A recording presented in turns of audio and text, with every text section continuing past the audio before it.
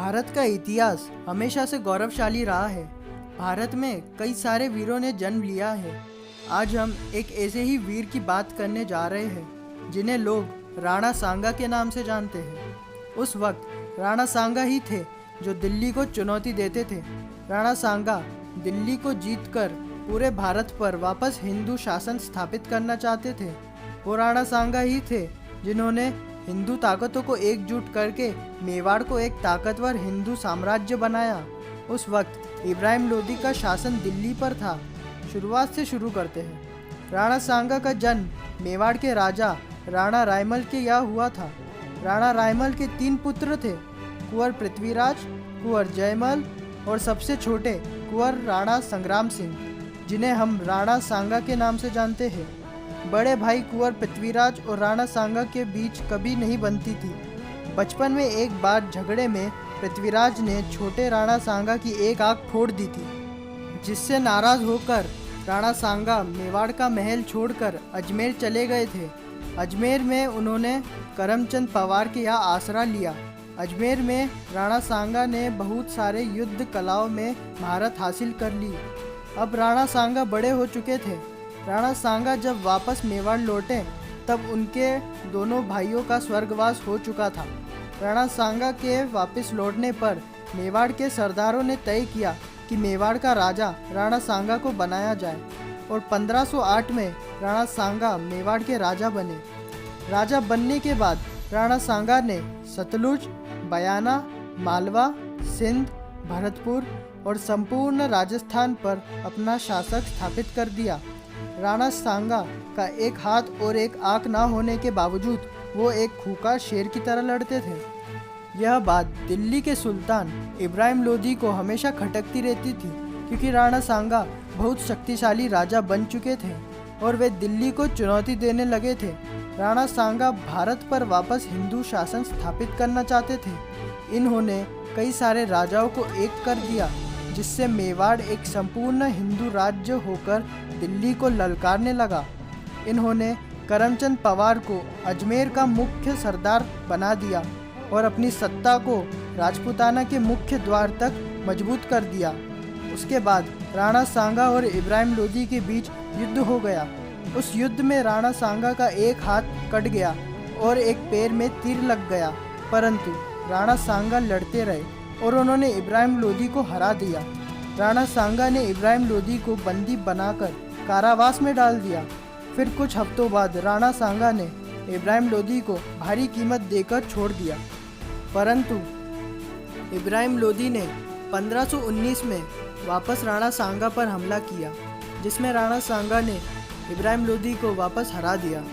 उधर दूसरी तरफ मुगल राजा बाबर काबुल पर हमला करके उसे जीत चुका था। कहा जाता है कि राणा सांगा ने ही बाबर को दिल्ली पर हमला करने के लिए कहा था।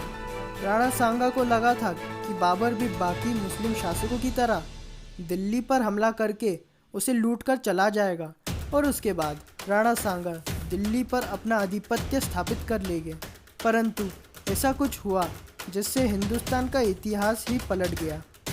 21 अप्रैल 1526 पानीपत की पहली लड़ाई लड़ी गई। बाबर ने इब्राहिम लोदी को हरा दिया और दिल्ली पर मुगल राज्य स्थापित कर दिया। बाबर ने देखा कि हिंदुस्तान एक सोने की चिड़िया है और इसी वजह से वो कभी वापस नहीं लौटा। बाबर जानता था कि अभी तो उसकी असली चुनौती शुरू हुई है, क्योंकि बाबर की सबसे बड़ी मुसीबत थी राणा सांगा। दूसरी ओर राणा सांगा समझ गए थे कि अब बाबर वापस नहीं जाने वाला। राणा सांगा ने बयाना के किले पर हमला किया और जीत हासिल कर ली। यह पहली बार था जब बाबर की सेना हार गई थी। इस सब से बाबर की सेना वापस जाना चाहती थी, परंतु बाबर ने अपने सेना को जिहाद के नाम पर रोक लिया और राणा सांगा पर वापस हमला करने की तैयारी चालू कर दी। राणा सांगा को समाचार मिला कि बाबर वापस हमला करने वाला है, तो राणा सांगा ने बाकी राजपूत राजाओं को एक करके एक बड़ी सेना बनाई। राणा सांगा की सेना में मालदेव राठौर, बूंदी बागड़ उदय सिंह, अजमेर के पृथ्वीराज और बीकानेर के कल्याणमल शामिल थे। इसके अलावा राणा सांगा के साथ इब्राहिम लोदी का बेटा मुबारक लोदी भी शामिल था। और 17 मार्च 1527 में खानवा की लड़ाई लड़ी गई। बाबर बहुत ही चालाकी से लड़ाई करता था। बाबर ने अपनी सैनिकों को वापस लड़ने के लिए तैयार किया। राणा सांगा की सेना बाबर की सेना से बहुत बड़ी थी, पर बाबर के पास ऐसे हथियार थे जो पहले कभी किसी ने नहीं देखे। बाबर के पास तोपें थी। हिंदुस्तान में इससे पहले कभी भी तोपों का इस्तेमाल नहीं किया गया था। इस युद्ध में बाबर ने गोला बारूद और तोपों का पूरा तरीके से इस्तेमाल किया। राणा सांगा की सेना ने कभी तोपें नहीं देखी थी। बाबर ने तोपें भी छिपा कर रखी थी। बाबर तोपें इस प्रकार से चला रहा था कि किसी को समझ में नहीं आ रहा था कि तोपें कहाँ से चल रही है। एक तोप के वार से राणा सांगा के 1000 सैनिक मारे जाते। बाबर का पूरा ध्यान राणा सांगा पर था। उसने बहुत सारे बाण अलग अलग दिशाओं से राणा सांगा पर चला दिए। 1-2 बाण राणा सांगा को लग गए, जिससे राणा सांगा अपने हाथी से गिर गए और बेहोश हो गए। राणा सांगा के कुछ सैनिक तो बाबर के तरफ से ही लड़ने लगे थे। उनके कुछ सैनिक उन्हें वहां से लेकर चले गए। जब उन्हें होश आया तब उन्हें पता चला कि वो हार गए। तब उन्होंने अपने सैनिकों को डांटा कि बिना उनके इजाज़त के उन्हें रणभूमि से क्यों लाया गया। तब राणा सांगा के पास समाचार पहुंचा कि बाबर चंदेरी पर हमला करने जा रहा है। राणा सांगा ने अपने सैनिकों से चंदेरी के तरफ बाबर पर हमला करने को कहा, परंतु बहुत सारे सैनिक बाबर से डर के मारे युद्ध नहीं करना चाहते थे। बाबर हमेशा जीतने के बाद दूसरी सेना के सर काट कर उनका एक बड़ा पहाड़ बना देता था, जिसके कारण से लोग उससे युद्ध नहीं करना चाहते थे। कहा जाता है कि एक दिन राणा सांगा के एक सैनिक ने राणा सांगा को जहर दे दिया था, जिससे उनकी मृत्यु हो गई। उसके बाद बाबर का रास्ता खुल गया। खानवा के युद्ध के बाद मुग़ल राज्य स्थापित हो गया था और इसी के साथ हिंदुस्तान की दिशा हमेशा हमेशा के लिए बदल गई।